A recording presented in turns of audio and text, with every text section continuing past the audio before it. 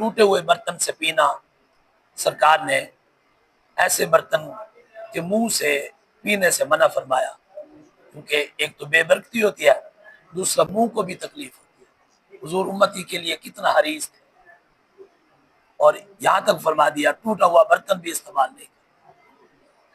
حضرت ابو ہریرہ رضی اللہ تعالیٰ عنہ روایت فرماتے ہیں رسول اللہ صلی اللہ علیہ وسلم نے منع فرمایا، پیے کوئی بندہ مشکیزے کے یا ڈول کے منہ سے، متفق علیہ، یعنی پانی کو دیکھ کر پینا چاہیے، 3 سانس میں پینا چاہیے، منہ لگا کر نہیں پیتے۔ نل کے دی نالی سے منہ لگا کر پی لیتے ہیں، ٹوٹی نال منہ نہیں پہ ہونا، یہ غلط طریقہ، پانی کو دیکھ کر پیو، 3 سانس میں پیو۔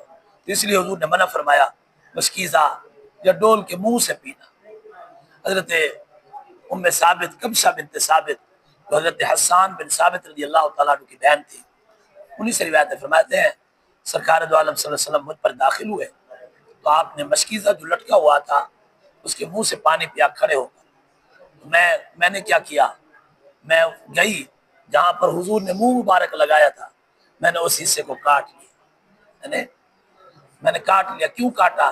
برکت کے لیے رکھ دیا کہ یہ وہ مبارک جگہ ہے جہاں پر حضور کے منہ مبارک کے لب مبارک لگے ہیں، برکت والا ٹکڑا ہے، تو میں نے اس کو کاٹ دیا۔